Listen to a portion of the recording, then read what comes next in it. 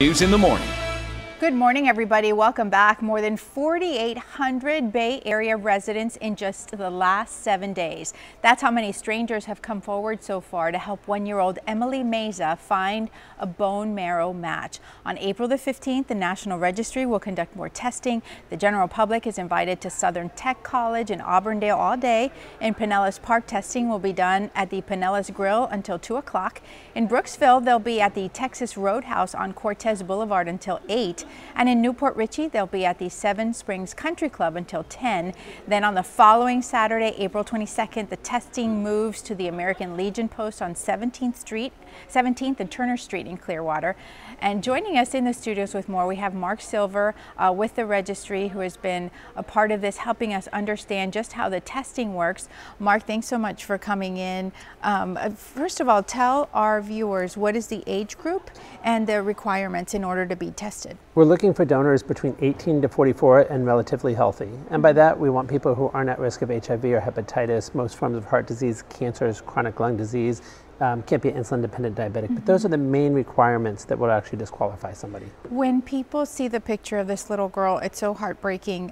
Explain to our viewers how easy it is for someone to do this test. It's in here, you've got the swab. Describe it for our viewers again. To get tested, it's just filling out a consent form and a swab of the cheek. By swabbing the cheek, we can tell your tissue typing. Has nothing to do with blood typing, but your tissue typing to see what you're made of, to see if you would match Emily or one of the 14,000 other patients who are currently searching for a match. And that's an important point that you just brought up, all the other patients that are waiting.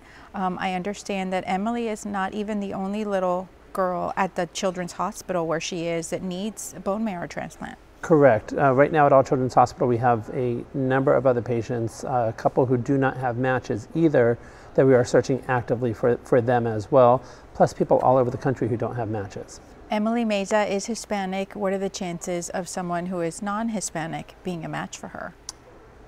Unfortunately, it's not that strong. You're most likely going to match somebody of your own ethnic background, so her best chance is somebody of Hispanic descent. But that's not saying that somebody can't match her. It's just a stronger because of the tissue markers that you do have in your family coming together. How does the process work? Typically, you said that there are several thousand that try to be tested, but this is a huge spike since Emilie's story has come out. It definitely is huge. We've had so many people coming out just to show their love for Emilie and her family. But unfortunately, I need a lot more. I have 28 million people on the worldwide registry. I have 14,000 people searching, and I can only match 60%. That means 40% of those people will not be able to find a match. That's people just like Emilie who need someone to come up and stand up to them to say, hey, I would donate my blood if it meant I could save your life for you. Wow, just one decision can help save Absolutely. so many. Thank you for coming in with the update. Here's the information on your screen.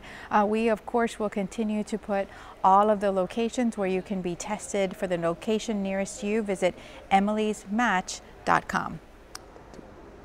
Close